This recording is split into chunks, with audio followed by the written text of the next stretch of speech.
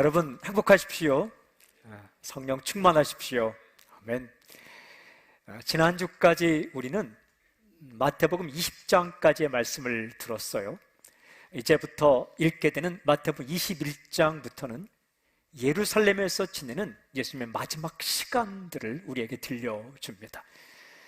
아주 굵직한 사건들이 연이어서 나오죠. 그 중에 첫 번째 사건이 바로 오늘 우리가 읽은 마태복음 21장 1절부터 9절에 기록된 사건입니다. 핵심은 이렇습니다. 예수께서 나귀 새끼를 타시고 예루살렘에 입성하시다. 마태는 이 사건을 통해서 두 가지를 우리에게 알려줘요. 예수님의 정체성, 예수님은 누구신가? 그리고 예수님의 성품, 예수님은 어떤 분이신가를 알려주시죠. 곁길로 빠지지 않고 이야기의 핵심을, 메시지의 핵심을 알 수 있는 두 가지 단서가 되는 단어가 있습니다. 5절에 나오는 바로 이 단어입니다. 하나는 왕이라는 단어고 또 하나는 겸손이라는 단어입니다. 왕, 예수님은 왕이시다. 겸손, 예수님은 겸손하시다. 마태가 전해준 이야기의 선을 따라가면서 메시지를 듣게 첫째 포인트입니다. 예수는 진정한 왕이시다. 우리 1절부터 3절까지 함께 읽겠습니다. 시작. 그들이 예루살렘에 가까이 가서 감난산 벳박에 이르렀을 때에 예수께서 두 제자를 보내시며 이르시되 너희는 맞은편 마을로 가라. 그리하면 곧 매인 나귀와 나귀 새끼가 함께 있는 것을 보리니 풀어 내게로 끌고 오라. 만일 누가 무슨 말을 하거든 주가 쓰시겠다 하라. 그리하면 즉시 보내리라 하시니 예루살렘에 가까이 갔습니다. 감람산에 이르렀다. 감람산은 예루살렘이 훤히 내려다 보이는 산입니다. 그러니까 서울로 말하면 남산 같은 곳입니다. 그러니까 남산에 올라가면 서울 이렇게 야경이나 경치가 잘 보이잖아요. 감람산이 그런 곳입니다. 벳박이라는 곳에서 두 제자를 보내는 거죠. 맞은편 마을, 학자들은 여기가 베단이었을 것이다 라고 말합니다. 예수님께서 제자를 보내면서 두 가지 말씀을 하세요. 하나는 너희는 맞은편 마을로 가라. 그리하면 곧 매인 나귀와 나귀 새끼가 함께 있는 것을 보리니. 그러니까 맞은편 마을로 가라는 거예요. 가면 보게 될 것인데 나귀와 나귀 새끼가 함께 매이는 것을 보게 될 것이다. 과연 두 제자가 가는 그 시각에 나귀와 나귀 새끼가 어디 안 가고 매여 있을까요? 그 타이밍 때 그 장소에서 만나게 될까요? 일단 접어두고 다른 하나도 이 말씀입니다. 풀어 내게로 끌고 오라. 만일 누가 무슨 말을 하거든 주가 쓰시겠다 하라. 그리하면 즉시 보내리라. 그냥 풀어서 끌고 오라는 거예요. 왜 끌고 가? 하면 주가 쓰시겠다. 이 한마디 하면 주인이 그냥 보내주겠다 라는 말씀입니다. 과연 그렇게 될까요? 여러분, 이 두 가지 말씀이 굉장히 어려운, 순종하기 힘든 말씀이에요. 첫째는 맞은편 마을로 갔는데 나귀와 나귀 새끼가 없으면 어떡해요? 허탕치는 거 아닙니까? 그죠? 헛걸음하는 거잖아요. 헛수고 하는 거잖아요. 인생을 살면서 제일 견디기 힘든 경험이 허탕치는 거예요. 헛수고 하는 거예요. 헛걸음하는 거예요. 어릴 때 초등학교 다닐 때 그 당시 뭐 국민학교를 했지만 제일 황당한 경험이 뭐냐면 뽑기라는 걸 하는데 꽝 나오네. 꽝. 용돈을 내고 번호를 뽑았는데 이렇게 풍선 뽑기였는데 딱 했는데 뒤에 꽝. 이 허탈한 마음이에요. 이게 사기당한 것 같고 허전하고. 누구 만나러 갔는데 헛걸음하는 거. 여러분, 이 맞은편 마을로 갔는데 거기 나귀 새끼 없으면 어떡해요? 더 황당한 것은 이전까지 있었는데 도착하는 순간 딴 데 갔으면 어떡해? 또 한 가지는 그냥 풀어 끌고 오다가 이거 뺨 맞을 일입니다. 도둑으로 몰릴 판입니다. 주가 쓰시겠다 했는데 그 주인이 무슨 말 하는 거야? 얼마나 창피스러운 거예요. 당혹스러운 거죠. 이러쿵 저러쿵 주저리 설명하지 않고 주가 쓰시겠다 한마디 하면 보내준다고 했는데 주가 쓰시겠다 했는데 무슨 말 하는 거야? 라고 이야기하면 어떻게 되는 겁니까? 예수님께서 말씀하신 대로 두 제자가 갔어요. 어떻게 되었을까? 마태는 그 결과를 이렇게 기록합니다. 6절과 7절. 제자들이 가서 예수께서 명하신 대로 하여 나귀와 나귀 새끼를 끌고 와서 자기들의 겉옷을 그 위에 얹음에 예수께서 그 위에 타시니 제자들이 갔습니다. 갔더니 예수님께서 말씀하신 대로 거기에 나귀와 나귀 새끼가 있었습니다. 바로 그 시각에 바로 거기에 나귀와 나귀 새끼가 있었어요. 명하신 대로 끌고 오는데 주인이 내주었다. 주가 쓰시겠다 했더니 오케이 하고 내주었다 라고 기록합니다. 그래서 그 나귀 새끼를 타시게 되었습니다. 이 일을 통하여 마태는 아주 중요한 사실을 예수님에 대해 우리에게 알려주십니다. 예수님은 다 알고 계셨다라는 거예요. 예수님은 다 보고 계셨다. 더 나아가서 예수님께서는 다 운행하고 주관하고 계셨다라는 말씀입니다. 어떤 이는 우연이라고 할 수 있어요. 우연이 아닙니다. 예수님은 모든 것을 다스리시는 진정한 왕이십니다. 알고 있고 보고 있고 다스리는 왕이시다. 기가 막힌 타이밍으로 제자들이 만나게 하셨다라는 거예요. 알고 있었을 뿐만 아니라 제자들이 가는 타이밍과 나귀와 나귀 새끼를 만나게 해 주셨다. 그리고 그 나귀의 주인이 허락할 것을 아셨다. 어떤 사람은 이 말씀이 상식적으로 이해가 되지 않으니까 예수님께서 미리 그 주인과 약속을 해 놓으셨다라고 말합니다. 그래서 미리 예수님께서 그 마을에 가셔서 그 주인과 이야기를 했다는 거예요. 돈을 미리 지불하고 그리고 주가 쓰시겠다라고 말하면 나귀를 내어주기로 약속했다. 그래서 주가 쓰시겠다라는 이 말은 호 큐리오스 아우톤 크레이안 에케이라는 이 말이 암호다라고 말합니다. 미리 짜놨다는 거예요. 그렇게 풀으면은 조금 이해가 될지 모르겠지만 여러분, 예수님께서 그렇게 꼼수를 부리는 분이 아닙니다. 갈 시간도 없었어요. 예루살렘에 지금 입성하시는데 언제?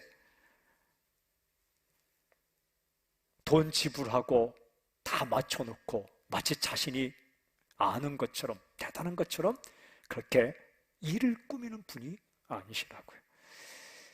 예수님은 인간의 모습으로 오셨지만 하나님이시며 진정한 세상을 창조하시고 다시는 왕이시기 때문에 다 알고 계시고 그리고 보고 계시며 운행하시는 다스리시는 King of Kings, 이렇게 만왕의 왕이시다라는 사실을 아주 작은 사건이지만 이 사건을 통해 여러분 안심하십시오. 나의 왕 대신 나의 주인 대신 예수님은 알고 계세요. 당신의 왕 대신 당신의 주님 대신 예수님은 알고 계세요. 그리고 보고 계세요. 그리고 아름다운 길로 기가 막힌 타이밍으로 여러분의 인생을 인도하고 계세요. 우리 살다 보면 알고 계실까?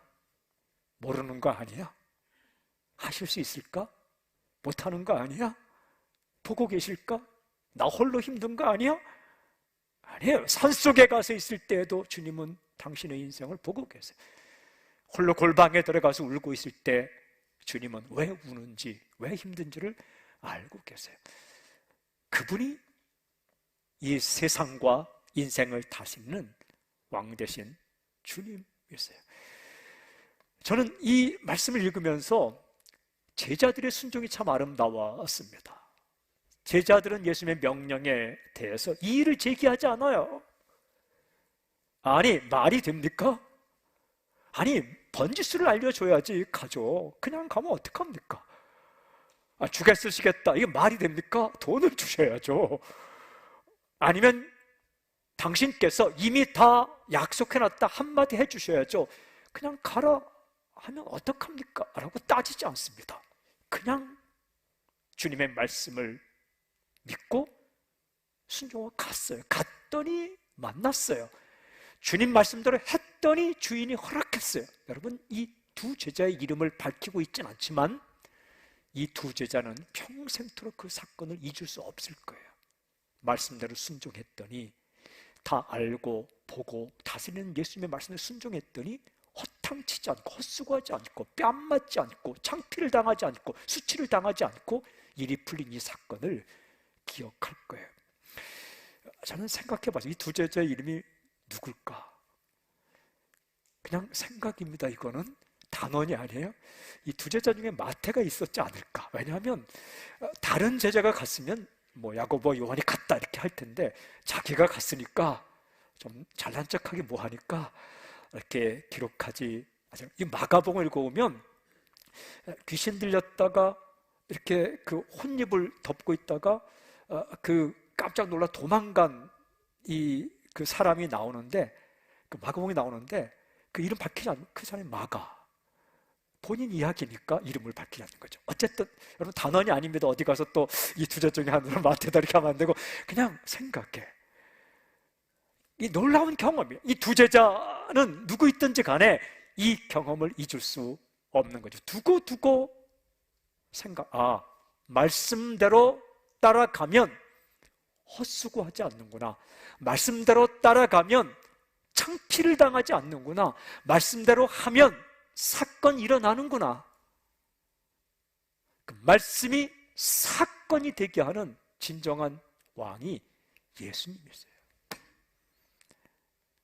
이 역사 가운데, 세계 가운데 앞으로 어떻게 흘러갈 것인가? 주께서 하신 말씀대로 사건이 일어날 거예요. 우리가 인생 가운데 살면서 주의 말씀을 부여잡고 순종하고 나아가면 그 앞에 진정한 사건이 일어나는 거죠. 왜?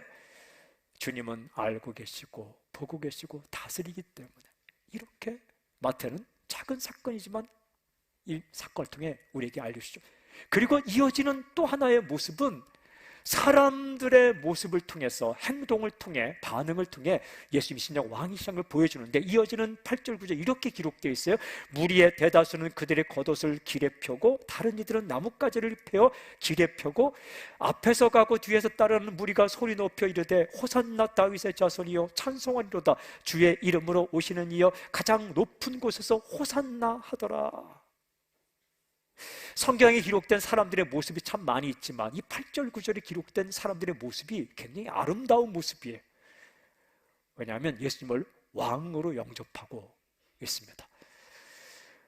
예루살렘으로 들어가는 길에 수많은 사람들이 앞과 뒤를 따랐다. 여기 무리라고 번역되어 있는데, 이 무리라고 번역된 말은 사람들의 모임을 말할 때의 최상급의 표현입니다. 그러니까 아주 많은 사람들, 크리스토스, 아주 많은 사람들.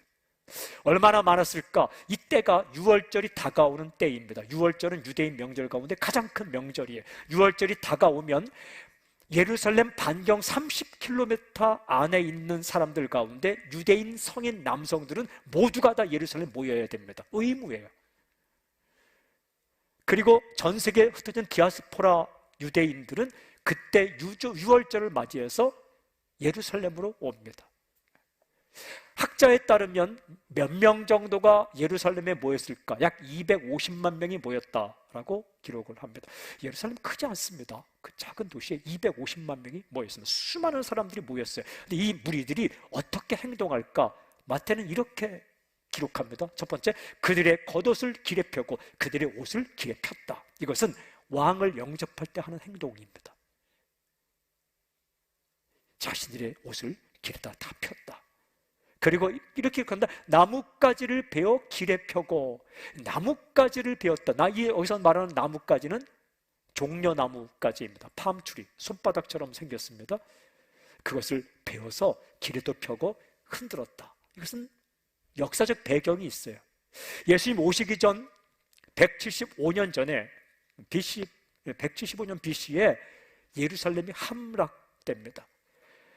안티오코스 에피파네스라는 이방의 왕에 의해서 예루살렘이 함락됩니다. 이 안티오코스 에피파네스는 예루살렘을 점령한 이후에 성전을 더럽게 만듭니다. 성전에 오물을 갖다 버리고 해서는 안 될 행동들을 성전을 더럽히죠. 그리고 예배를 폐지해 버립니다. 유대인들은 예배와 성전이 중요한데 이것을 잃어버리니까 힘이 들죠. 근데 어느 정도 지난 이후에 166년, 기원전 166년에 이 마카비우스라는 형제가 일어나서 혁명을 일으킵니다. 예루살렘을 탈환하자, 성전을 탈환하자, 예배를 회복하자. 2년 만에 164년, 기원전 164년에 마카비 혁명이 성공을 해서 드디어 예루살렘을 탈환합니다. 마카비우스와 그 형제와 사람들이 그 예루살렘을 입성할 때에 사람들이 어떻게 행동했는가? 종려나무 가지를 꺾어서 길에 펴고 그리고 흔들면서 이들을 환영합니다. 이들이 구원자로, 자신들을 구해낸 사람으로 영접하죠. 그때 한 행동이 바로 이 행동. 근데 그 동일한 행동을 민족의 구원자 그리고 자신들의 해방자로 예수님을 맞이하고 있는 거죠. 이 사람들의 행동 가운데 예수님은 왕이요, 메시아, 구원자라고 지금 맞이하고 있는 겁니다. 그래서 외치는 소리가 무엇이냐? 이렇게 외칩니다. 호산나 다윗의 자손이요, 찬송하리로다 주의 이름으로 오시는 이여, 가장 높은 곳에서 호산나. 호산나라는 말은 구원하소서라는 거예요. 할렐루야는 너희는 여호와를 찬양하라 라는 말이고, 호산나는 구원하소서, 이제 구원하소서, 우리를 구원하소서, 지금 구원하소서라는 말입니다. 누굴 향해 외치는 말인가? 구원자를 통해서 외치는 말이에요. Save us, 우리를 구원하소서. 그리고 이렇게 고백합니다. 다윗의 자손이요. 다윗의 자손은 구약에서 예언된 메시아입니다. 메시아는 다윗의 뿌리에서 난다. 이사야서에 기록된 예언이죠. 메시아라는 말이에요. 그리고 주의 이름으로 오시는 이여. 주의 이름으로 오시는 이여라는 것은 시편 118편에 기록된 말인데, 이것은 하나님을 예배할 때 쓰는 예배 용어예요. 주님이라는 이름으로, 주인, 로드, 주라는 이름으로 오시는 분이여. 하나님이 임재할 때 하나님의 임재를 기다리며 외치는 말이 주의 이름으로 오시는 이여, 오시는 분. 하나님은 떠나가지 않고 오신다는 거예요. 내가 울고 있을 때, 슬픔을 당할 때, 힘들 때, 병들을 때, 정말 마음이 깨어지고 인생이 깨어졌을 때 오시는 분. 어떻게 오시는? 주인이라는 이름으로 오신다는 거예요. 내 인생의 주인으로 오시는 분. 이렇게 예배 용어입니다. 우리를 구원하소서 호산나. 다윗의 자손 메시아여. 주님이란 이름으로 오시는 분 하나님이시여 라고 예수님을 향해 외치고 있습니다. 옷을 깔고 왕으로, 종려나무를 가을을 흔들며 구원자 해방자로, 그리고 주의 이름으로 오신 이여 호산나, 구원자 하나님으로 주님을 영접하고 있습니다. 성경에 기록된 인간의 많은 행동 가운데 굉장히 가장 아름다운 행동입니다. 그 정점에 예수님이 계시다. 예수님은 진정한 왕이시요 메시아이시다. 요한계시를 읽어보면 모든 민족 가운데 모인 사람들이 주님을 향해 하는 행동이 계시록 7장 9절부터 이렇게 기록되어 있어요. 종려가지를 흔들며, 흰옷은 죄 용서 받은 사람들 흰옷을 입고 종려가지를 흔들며 외치는 거죠. 구원은 하나님과 예수님에게서 나온다. 그리고는 결정적으로 나귀 새끼를 타고 예수님이 입성하시는 모습을 보여주는데, 나귀 새끼를 탔다는 것은 구약 스가랴서 9장 9절에 예언된 예언이 딱 맞았다. 즉 예수님은 구약에 예언된 메시아이시다라는 사실을 보여줍니다. 여러분, 나의 주님, 우리의 주님, 우리가 지금 찬양하고 우리가 믿고 영접했고 우리가 따라가길 원하는 예수님은 여러분 진정한 왕이십니다. 길이요 진리요 생명이십니다. 다 알고 계세요. 보고 계세요.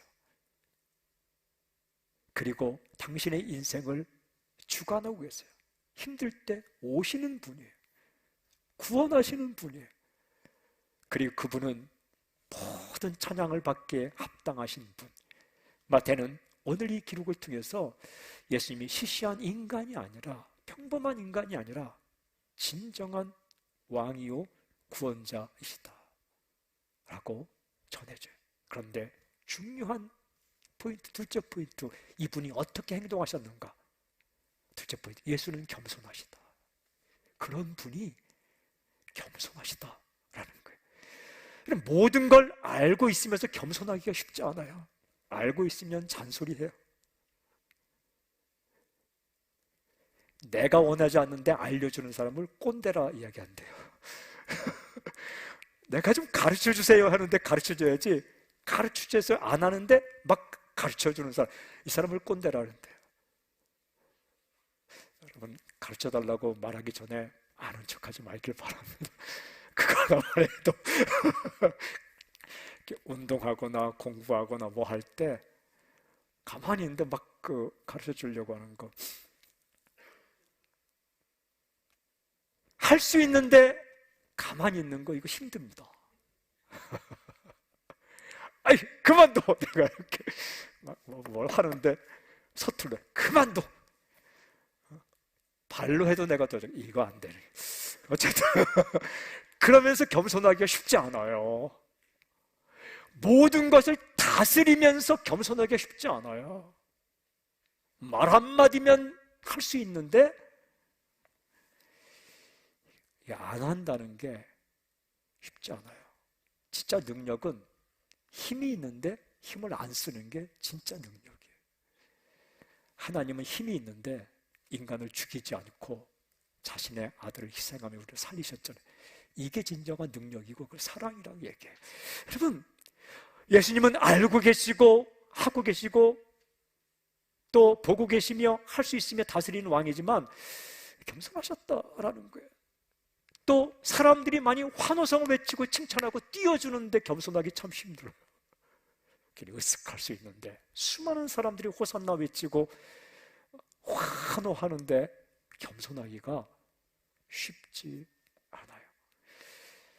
예수님은 나귀 새끼를 타셨다. 이 행동에 대해서 마태는 구약의 예언을 인용하며 이렇게 말합니다. 4절부터 5절. 이는 선지자를 통하여 하신 말씀을 이루려 하심이라. 일렀을 때 시온 딸에게 이르기를 내 왕이 내게 임하나니 그는 겸손하여 나귀 곧 멍에 매는 짐승의 새끼를 타도다 하라 하였느니라. 말씀에서 가장 중요한 핵심이 바로 이 표현입니다. 그는 겸손하여. 왜 나귀 새끼를 탔는가? 그는 겸손하여. 스가랴 9장 9절 예언이에요. 이렇게 되어 있어요. 시온에 따라 크게 기뻐할지어다. 시온에 따른 예루살렘을 가리키는 거죠. 믿는 사람이여 크게 기뻐할지어다. 그리고 예루살렘에 따라 즐거이 부를지어다. 믿음의 백성이여 즐거이 부를지어다. 왜? 보라, 내 왕이 내게 임하나니. 왕이 내게 오는데 그 왕이 어떤 왕이냐? 그는 공의로우시며 정의롭다는 거예요. 공의라는 것은 판단이 딱 맞다. 구원을 베푸시며 그는 구하러 오신다. 너희에게 오는 왕은 공의롭고 구하러 오시고 그 다음에 겸손하여서, 그 왕은 겸손하니까 기뻐하라, 즐거워하라. 그런 나귀를 타시나니 나귀의 작은 것 곧 나귀 새끼니라. 여러분, 학교 다닐 때 담임 선생님이 새로 오시는데 듣기를 그는 공의롭다. 판단이 기업이 정의롭고 그 다음에 그는 구원을 베푸시며 도와주러 오시고 그분은 겸손하시다. 그런데 알고 보니까 다 알고 있고 엄청난 지식을 가지고 있고 잘 가르치기도 하고 그런다. 그럼 어떻게 해요? 기뻐하는 거죠. 그런데 소문을 들으니까 새로 담임선생님이 오시는데 그분은 수업하기 전에 간식을 사다 놓지 않으면 때린다. 뭐 이렇게 하면 슬픈 거죠, 이거. 그분은 구원자가 아니라 착취자이다. 그분은 모른다. 학생의 마음도 모르고 자기 전공 분야도 모르고 거기에 교만하다. 슬픈 거죠.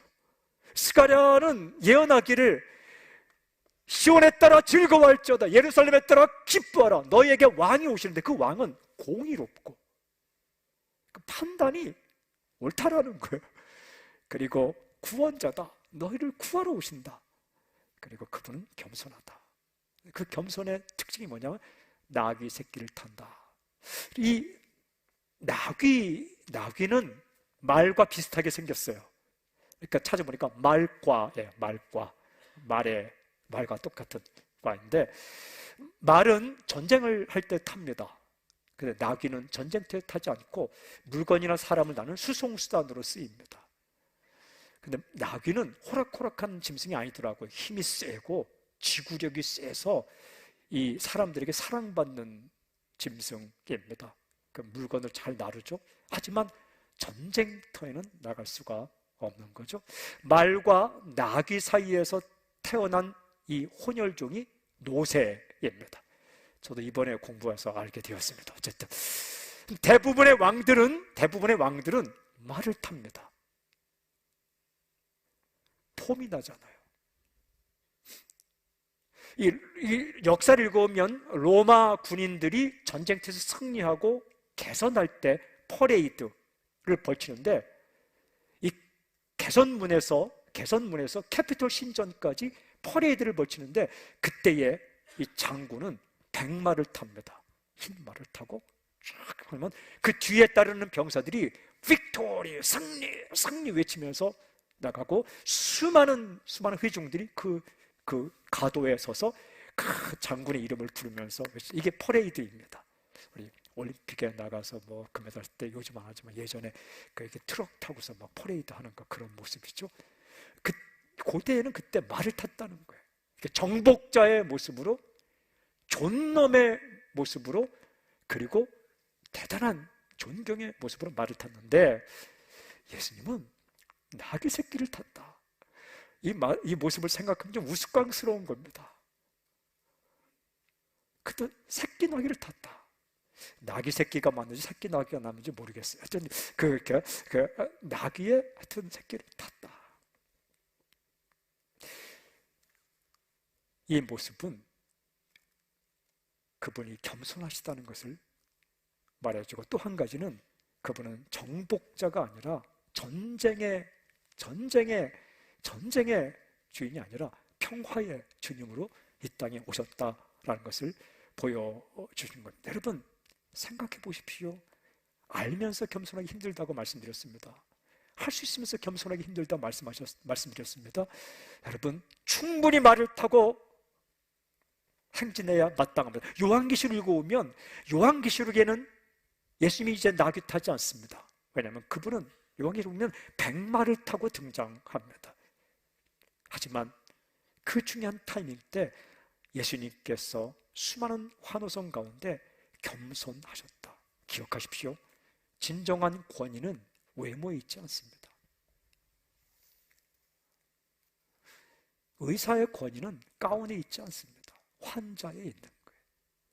그를 통해 고침받은 환자, 그를 존경하는 환자에 있는 거예요. 스승의 권위는 여러분 채찍과 매에 있는 게 아니에요. 스승의 권위는 제자에게 있는 거예요. 존경하고 따르는 변화된 제자들. 우리 이렇게 생각할 때가 많아요. 내가 이렇게 행동하면 사람들이 날 무시하는 거 아니야? 여러분, 말을 타나 나귀를 타나 예수님의 정체성은 흔들리지 않아요. 진정한 권위는 외모에 있지 않고 존재 자체에 있는 거예요. 또 우리 이렇게 생각할 때 있어요. 이렇게 하면 사람들이 나를 알아줄 텐데. 여러분, 외모를 내가 갖췄다고 해서 사람들이 당신을 존중하지 않아요. 어찌 보면 왕이시지만 겸손하셨기 때문에 진짜 하나님이신 거예요. 구약성이 예언된 것처럼 진정한 메시아는 와서 거들먹거리지 않고 공의로우시고 그리고 구원하러 오신데 그분은 겸손하시다. 그러므로 겸손한 분이 너희의 왕의 모습이다. 진짜 메시아라는 것을 증거하는 거죠. 우리가 따라갈 길이에요. 우리가 걸어갈 길이 겸손의 길이에요. 제가 이번에 이 주님의 모습을 묵상하고 말씀을 묵상하면서 제자들은 어떻게 살았을까라는 질문을 하게 되었어요. 그러니까 예수님을 정말 닮고 싶고 따라가고 싶고 했던 제자 가운데 제자가 베드로일 거예요. 그죠? 3번이나 예수님을 부인했는데 용서해 주시고 다시 기회를 주었으니까 얼마나 예수님 감사했을 거예요. 고마웠을 거예요. 예수님 닮고 싶었을 거예요. 이 베드로는 겸손에 대해 어떻게 고백하며 예수님의 마음을, 하나님의 마음을 전할까 읽어봤더니 베드로전서 5장 6절에 이렇게 말하고 있더라고요. 그러므로 하나님의 능하신 손 아래에서 겸손하라. 때가 되면 너희를 높이시리라. 겸손하라라는 말 앞에 이런 구절이 있더라고요. 하나님의 능하신 손 아래에서. 굉장히 중요한 고백이에요. 겸손이 쉽지 않다라는 고백입니다. 내 능력으로, 내 힘으로, 내 고민으로, 내 결단으로, 내 의지로 하려고 하면 겸손 정말 쉽지 않다. 어려워요. 아는데 가만히 있기 어려워요. 할 수 있는데 가만히 있는 거 힘들어요.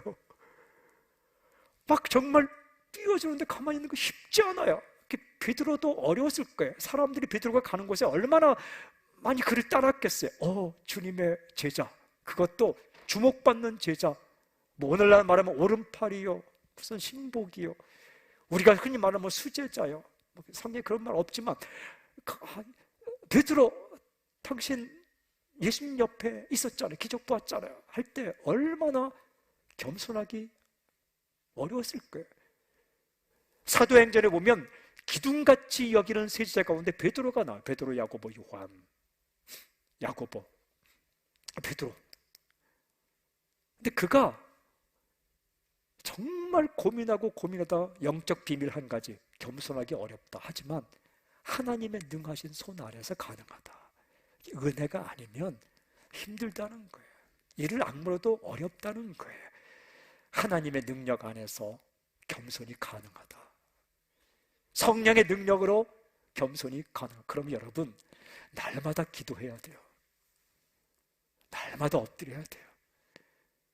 선줄로 생각하면 넘어질 수 있기 때문에 주님 앞에 엎드려서 주님, 나의 마음이 교만해지지 않도록 역사해 달라고 기도해야 돼요. 그렇게 묵상하고 있는데 베드로와 쌍벽을 이루는 제자가 누구일까? 12제자 가운데 들어가진 않지만 사도 바울이 생각이 났어요. 사도 바울은 어떻게 고백했을까? 바울 서신을 읽어보니까 겸손이란 말이 굉장히 많이 나오더라고요. 그런데 이 바울의 서신을 읽어보다가 겸손할 수 있는 비결 한 가지를 알게 되었어요. 빌립보서 2장 3절 이렇게 기록되어 있더라고요. 아무 일에든지 다툼이나 허영으로 하지 말고 오직 겸손한 마음으로 각각 자기보다 남을 낮게 여기고, 겸손한 마음으로 살아갈 수 있는 비결 한 가지가 있는데 그것이 바로 자기보다 남을 낮게 여기고, 이렇게 생각하라는 거예요. 나보다 낫다. 이게 겸손할 수 있는 비결이라는 거예요. 존중이죠. 사사건건 남을 가르치려고 하지 말고 배우려고 하고, 무시하지 말고 존중하는 거. 이렇게 나는 저때 저만큼도 못했다. 우리 자꾸 잊어버려요. 뭐냐면 자기는 그때 굉장히 잘했을 것처럼 생각돼요. 자녀들 앞에서도 전부 부모님은 그때 모범생이었어요.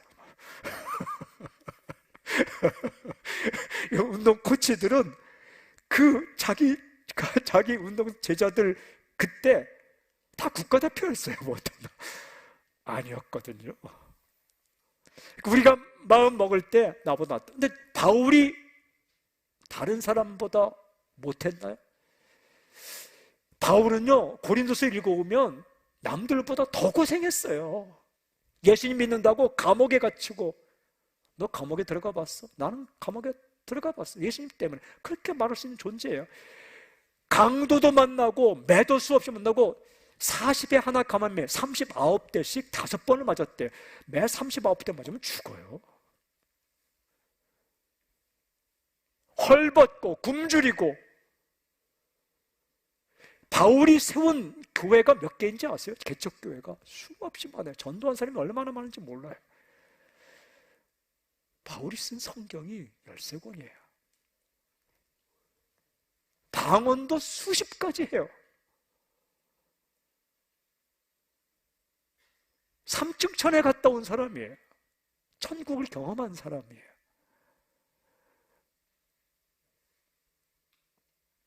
정말 많이 배운 사람이에요. 바울은 그 당시 가말리엘의 문화에서 배운 사람이에요.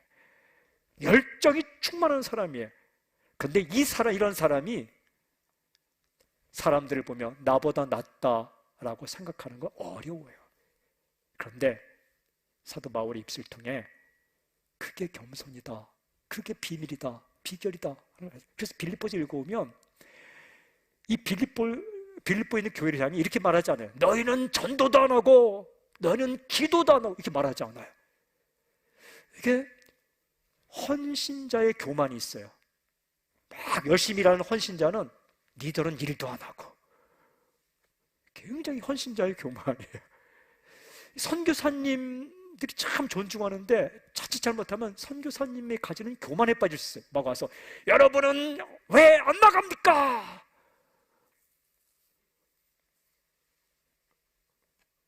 속에는 나는 나가는데. 물론 그런 분은 거의 없지만 그게 아니라 이렇게 말해야 되죠. 우리는 현장에서 하지만 여러분의 기도와 물질의 후원으로 저희들이 일할 수 있었습니다. 이게 나보다 낫다라는 마음이죠. 더 존중하게 되죠. 빌립보서 읽어오면 이렇게 말합니다. 여러분이 나를 섬겨주셔서 또 내가 감옥에 있을 때 에바브로디들을 보내주어서 내가 외롭지 않았습니다. 고맙습니다. 자신은 그렇게 복음을 전하다가 감옥 속에 로마 감옥에 잡혀 있으면서도 그 감옥에 한번 잡혀보지 않고 그렇게 살면서 자신을 사랑해주고 물질로 후원하고 사람 보내준 그 교인들을 향해 고맙습니다. 그래서 빌립보 1장에는 내 심장으로 여러분을 사랑합니다. 여러분들이 처음부터 지금까지 복음에 선 것 때문에 기뻐합니다. 복음에 선 사람은 자기의 더 하지만 복음 안에서 행하는 것을 정말 기뻐합니다. 너무 고맙습니다. 데살로니가 전 교회를 향해서는 여러분의 수고와 믿음 소문을 듣는데 감사합니다. 대단합니다. 평생 배워갔을 겁니다. 겸손의 행동은 나보다 남을 낮게 여기는 것. 여러분, 가까이 있는 사람들 존중하기를 바랍니다. 부모를 바라보며, 자녀를 바라보며, 동역자를 바라보며, 팔로워를 바라보며, 내 곁에 있는 사람들을 바라보며 너 그것도 못해라는 그런 마음이 아니라 나보다 낫다, 고맙다. 그 마음이 겸손이라는 거예요. 마지막 질문, 도대체 예수님의 겸손을 닮아서 우리가 겸손하게 살아가면, 하나님의 능력을 받아 정말 우리가 겸손하게 살아가면 어떤 일이 일어날까? 마태복음을 다시 읽게 되었는데 마태복음에 예수님께서 약속한 2가지가 나오더라고요. 하나는 첫 번째 마태복음 11장 29절에 나는 마음이 온유하고 겸손하니 나의 멍에를 메고 내게 배우리라. 그리하면 너희 마음이 쉼을 얻으리니. 여기 그리하면 너희 마음이 쉼을 얻으리니. 겸손하면 마음의 쉼을 얻는다. 이 마음의 쉼, 이거 정말 좋은 거예요. 어떤 일도 쫄지 않고 겁먹지 않고 조급하지 않고 화나지 않고 흔들리지 않는 마음의 쉼. 마음의 쉼. 육체의 쉼도 참 좋습니다. 여행 가고 밥 안 하고 약속 없이 자고 싶을 때 자고 깨고 싶을 때 깨고, 그 굉장히 그것도 선물이에요. 마음의 쉼, 마음이 평안한 거예요. 이게 누구에게 주어지는가? 겸손한 사람에게 주어진다. 저는 선포합니다. 우리 사랑하는 사람 살리는 교회 성도님 여러분, 이 주님의 선물, 마음의 쉼 선물을 듬뿍 받길 좀 선포합니다.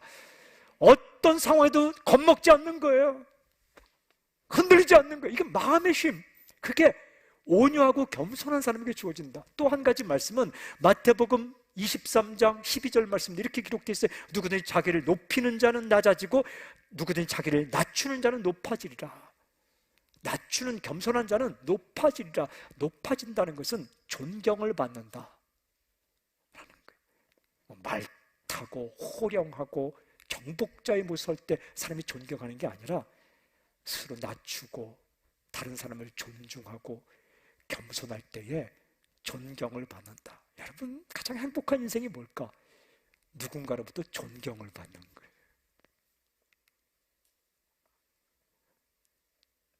많은 것을 움켜쥐고 많은 자리를 차지했는데도 존경받지 못한다면 얼마나 슬퍼요.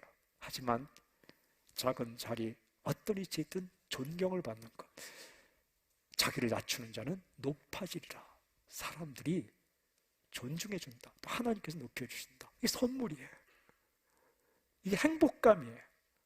마음의 쉼, 존경받음, 이것이 겸손을 통하여 우리에게 주어진다. 힘들라고 겸손한 말씀하는 게 아니에요. 마음의 쉼을 얻는 길, 그리고 존경받는 행복감을 누리는 길. 사랑하는 여러분, 겸손의 길, 왕이신 주님께서 가신 길이에요. 우리 날마다 삶의 한 줄이라도 하나님의 능력으로 말미암아 겸손하게 살아감으로 주님을 따라가 살아가는 여러분이 되기를 정말 선포합니다. 왕이신 주님, 겸손하신 주님, 주님을 찬양합니다. 할렐루야. 아멘. 아멘. 아멘.